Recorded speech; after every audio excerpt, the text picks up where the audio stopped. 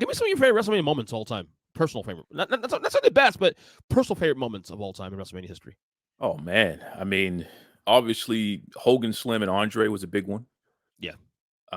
We can't not mention that, despite how we feel about Hulk Hogan.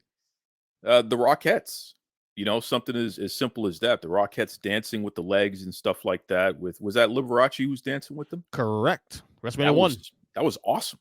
You know what I mean? That was just see. This is the thing. I mean, That's in what the 80s, that's what old heads like me and I though. That's exactly. How does you and I go Exactly, appreciate that? Appreciate that. Yeah, these younger folks don't know what we're talking about, but that Yeah. was during a time in the 80s where superstars were superstars. Mm-hmm. Michael Jackson was a big deal. Prince was a big deal. Madonna was a big deal. Mm-hmm. Liberace was a big deal. Yeah. Even though he was ahead of our time, but still we knew who Liberace was. Yeah. So to be caught up in the spectacle of WrestleMania, it was something special, man. And that's why to this day I still go back. I don't really care what the card is so much as it's the spectacle. It's the event. It's the thing that we've been paying attention to for the past 39 straight years. So why not? You know what I mean? But Right. things like Daniel Bryan winning the championship and what's important about that, for Daniel Bryan to wrestle 2 matches and win the world championship at WrestleMania, because his dad passed away not long after that. Remember? Really? Yeah, man. No. See, the Dan Bryan, the yes movement. Again, that was part of my 17 years being away. You were gone. No, That's right. But right. however, you look back in hindsight, I didn't know that detail though. I mean, yeah. Here's the thing, but dude, here's the thing though. Even back then, back in 2014 when that happened, I wasn't watching the product at the time. But was that the night that Taker's streak ended? I believe it's the same night. Well, same night, right? I think it was the a year before that. Maybe even a year before that. I'm not sure. Maybe it was the same night. It must. I think it was the same night. I think that's when Lesnar. Okay, was that the rest? Because that was the year the network premiered, right? No. You know what you're asking me? So it's all jumbled up. I don't want to definitively say no, and then some nerd like, oh, actually, it might have been because look, why I wasn't watching the product at the time, I was on Twitter. So you hear all this stuff that's going on. Like I still knew what was going on to some degree. Like at least as an outsider, like I knew Daniel Bryan was a big deal. Yes, movement. Yes on Twitter. #, yes, that kind of thing on Twitter at the time. So I knew it was a big deal. And obviously in hindsight, especially now 8 years later, it's like, whoa, it still holds up. So yeah, I did know what was going on to some degree, but I didn't know his father passed away before that. Yeah, man. And that was what made it so emotional after the fact when you look back on it. It's like, wow. You know what I mean? This guy achieves this major success, and then he has to deal with this major tragedy all in one. Yeah. But that was a big moment. Caesar's Palace. The times when they were there. Jim Ross doing his first WrestleMania. I remember that. Mania 9, yeah. That was incredible. So it's just moments like that I fondly remember, and I love WrestleMania. Obviously, Sasha and Bianca, stuff, yeah. For them to main event WrestleMania and to put on a classic like they did, I mean, that's a big deal. 2 black women, but I mean, get to Bianca in a second too when we get to the preview. But like Bianca is only wrestled in 2 WrestleManias, I believe, and you can argue that her 2 matches against Becky and against Sasha hold up in a top 10, 20 list all-time matches. Easily, yeah, easily. She has an early case to being Mr. WrestleMania. Yeah, and it's funny, we talked about that last year, just about Bianca and her significance, and it's funny to be where we are today. She doesn't have as big of a match this year, but she's still, they have to cool her off in order to heat other people up. She's still a big deal. You know what I mean? And I think that's just special, man. That's really, really, we're witnessing something that it'll take a long time before we see anything like it again. Yeah. So for me, my personal favorite memories from mine, that's necessarily the best, but memories like you guys know my story too. Also, how I got into wrestling. First off, my cousin, was a diehard fan. He's 3 years older than me, and it wasn't until I saw his recorded tape of WrestleMania 3 in his VCR that was hanging out on his tape. Always had to hang out on his VCR every single day. And one day I just popped that thing in, and I was obsessed. And then, of course, seeing Hogan and Andre, and it's of course Savage and Steamboat. Sure, that was a big deal for me. How about the midgets? The Haiti Kid and King Kong Bundy in that match. For me personally, obviously Mega Powers. I'm a diehard Savage Hogan guy, so obviously Mega Powers exploding at 5 was a big deal for me. I remember being so pissed off at Mania 6 when Hogan lost a Warrior, because I was never a Warrior guy then. Certainly not now, of course. But I hated Warrior even back then, and the fact to beat Hogan in Mania 6 pissed me off.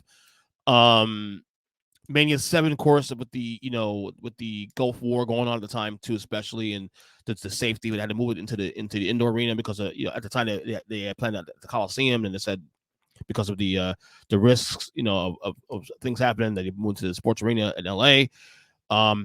Mania 9 also too stood out for me because I watched it. I watched it in the back in then when you had cable, but you couldn't afford to buy the pay-per-view. You had to watch it. What was like kind of like squiggly lines. Yeah. So I watched Mania 9 that way. Actually, you had to keep flipping back and forth. I watched Mania 9. Yeah, I did. Recent Manias for me, honestly, I say recent as this one's like actually 20 plus years old. I Mania 15 was a letdown for me, actually. Mania 15, not Hogan, Austin Rock, number 1. That match wasn't as great as the other two they had after that. Sure. I remember the Bossman match. The Bossman match against Taker was a travesty. So I remember that being a memorable for the wrong reasons. I mean, beyond that, the last Mania I think I was really invested in until recently was probably Mania 18, of course, with when Hogan and The Rock, the icon. Which a lot of people say is the greatest Mania of all time. I don't necessarily agree, but a lot of people say that. Well, what is Mania? What's your favorite Mania of all time? I don't think anything can really top 3, and that's the challenge. Is that your favorite one or the best one? That's a good question. That's because question I would argue the best card on paper is Mania 19 on paper. If you look at the talent, you're looking at 3 generations of 3 generations be represented there. Hogan's there representing the Hulkamania era. You still got guys from the new generation. You got the new kids on the block at the time, the Lesners and those, all those people in there as well too. So the card itself of Mania 19 was fantastic. The card itself on paper. So that would be your favorite, or that would be the best? the best, probably the best one. My favorite's 5. Okay. And it's not even because of the card itself. Obviously, a Mega Powers diehard like myself, loved it. To me, that was Jesse Ventura's to his apex. If you listen to Jesse Ventura the entire commentary in the 3 hours, he is off the rails, hysterical, calling Hogan Lust Hogan, the Luster, and I know, yeah. But they even did the entire show.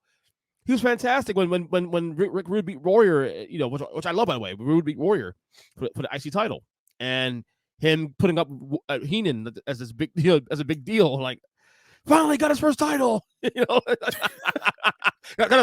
was Heenan's first major title, actually, when we beat Warrior. That's a good point. So Ventura for me, was a big deal for me. That was I Mania 5. In addition to, of course, the Mega Powers match, of course. What's your favorite one?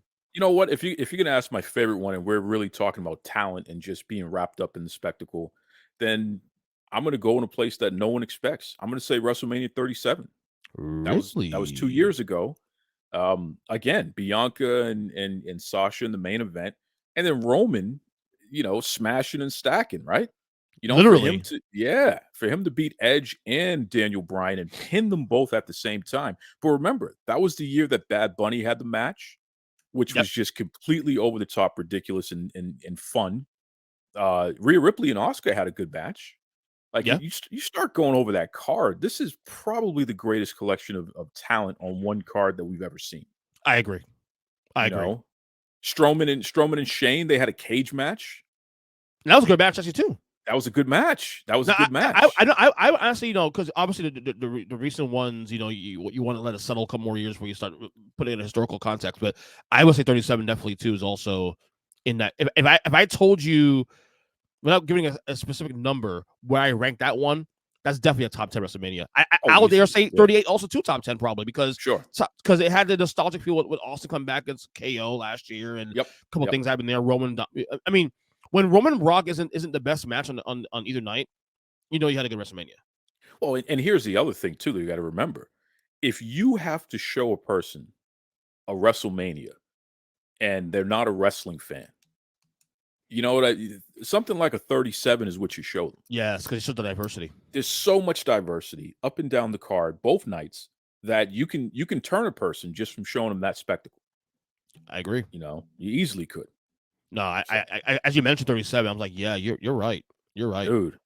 I mean, listen, any card that can start with Lashley versus Drew McIntyre and it's for the WWE Championship, give me a break. Yeah, you're starting with that. That's the first match, night one, and Bobby went over. So, which was the right move actually at the time. Of course it was. Because he's still hot because of that. So it's interesting when you really peel back the layers, man. That was a hell of a card.